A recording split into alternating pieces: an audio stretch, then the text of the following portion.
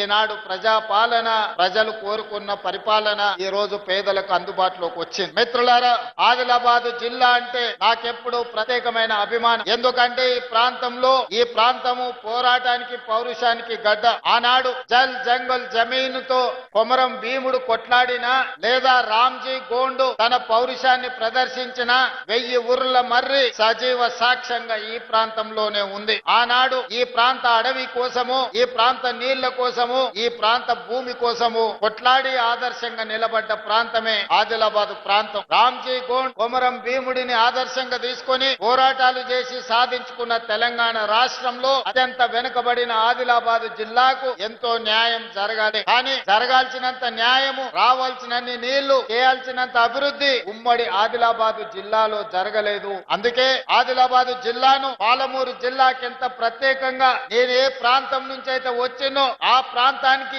ఏ విధంగా నిధులను అందించి అభివృద్ధి చెయ్యాలని అనుకుంటున్నానో, పాలమూరు జిల్లాతో సమానంగా ఆదిలాబాద్ జిల్లా అభివృద్ధి కోసం నిధులు ఇస్తానని చెప్పాను.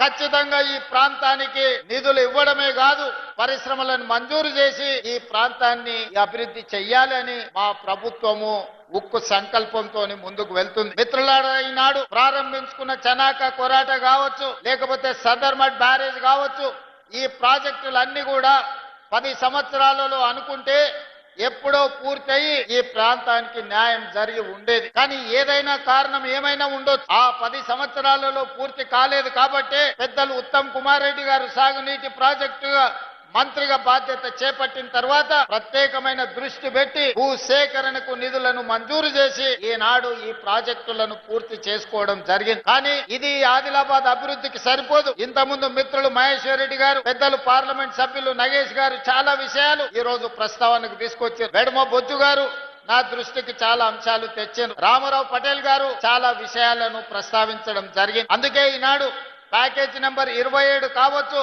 లేకపోతే నిర్మల్లో అడ్వాన్స్ టెక్నాలజీ సెంటర్ కావచ్చు, లేకపోతే young India integrated residential schools కావచ్చు, వీటితో పాటు ఉమ్మడి ఆదిలాబాద్ జిల్లాకు యూనివర్సిటీ లేదు. ఎన్ఎస్యుఐ యూత్ కాంగ్రెస్ కు సంబంధించిన వాళ్ళు ఎప్పుడొచ్చినా నాకు నివేదికలు ఇస్తూనే ఉంటారు. అయితే ఈ ఆదిలాబాద్ జిల్లాలో యూనివర్సిటీ మంజూరు చేయాలని నిర్ణయం తీసుకున్న నాయకులు ఎవరికి వాళ్ళు వాళ్ళ ప్రాంతానికి కావాలని వాళ్ళు ప్రత్యేకమైన వినతులు ఇస్తున్నారు. తప్పు లేదు, వాళ్ళు అడగడాన్ని తప్పు పట్టను. వాళ్ళ ప్రాంతానికి యూనివర్సిటీ వస్తే అభివృద్ధి జరుగుతుందని వాళ్ళందరూ ఆచడాన్ని కూడా నేను ఈ రోజు అర్థం చేసుకోగలను. కానీ ఆదిలాబాద్ జిల్లాకు ఈ వేదిక మీద నుంచి నేను ప్రకటన చేస్తున్నా, యూనివర్సిటీ మంజూరు అవుతుంది. బాసర IIIT లో యూనివర్సిటీని ప్రారంభించుకుందాం.